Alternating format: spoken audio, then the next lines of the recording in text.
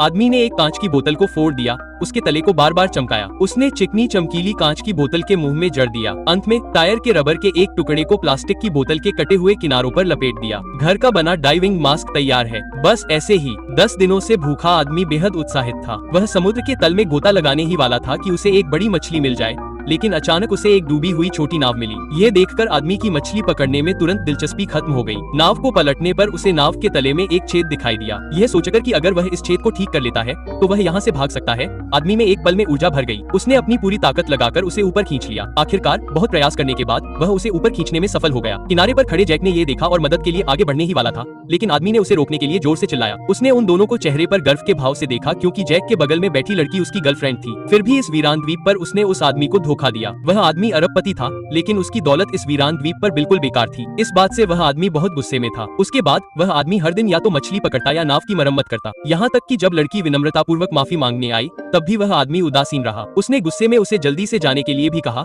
जबकि छोटी नाव पूरी होती दिख रही थी। उन दोनों ने एक साहसिक योजना बनाई जब तक कि छोटी नाव की मरम्मत नहीं हो गई। वह आदमी उनकी असावधानी का फायदा उठाकर खाने के लिए कुछ मछलियां पकड़ने के लिए समुद्र में जाने की तैयारी कर रहा था। उसे नहीं पता था जैक, जो हर समय उस पर नजर रख रहा था, सब कुछ देख चुका था। उसने लड़की को बुलाया और उन्होंने पूरी ताकत से नाव को समुद्र में धकेल दिया। जब उस आदमी ने ये दृश्य देखा तो वह गुस्से में उनकी ओर दौड़ा, लेकिन दुर्भाग्य से उनके बीच की दूरी बहुत अधिक थी और अंत में वह केवल असहाय होकर उन्हें नाव से जाते हुए देखता रहा। हालांकि जब वे बहुत दूर चले गए तो अगले ही पल उस आदमी के चेहरे पर गर्व की मुस्कान आ गई। पता चला कि उसे पहले से ही अंदेशा था कि वे दोनों नाव चुरा लेंगे, इसलिए उसने नाव की पूरी मरम्मत नहीं की थी। फिर उस आदमी ने एक ही बार में उनकी झोपड़ी में आग लगा दी। उसके बाद वह मछली के मांस को बड़े बड़े टुकड़ों में खाने लगा। वह चुपचाप उन दोनों के लौटने का इंतजार करने लगा। वे ज्यादा दूर भी नहीं गए थे कि नाव में पानी भरने लगा। देखते ही देखते छोटी नाव पूरी तरह से डूब गई। लाचार होकर दोनों को पूरी ताकत लगाकर वापस तैरना पड़ा। उन्हें नहीं पता था कि वे कितनी देर तक तैरते रहे और जब तक जैक किनारे पर पहुंचा तब तक वह पहले ही थक चुका था। वह आदमी यह मौका हाथ से जाने नहीं देना चाहता था। वह लड़की की बाधा से छूटा और एक झटके में जैक पर भाला घोंप दिया,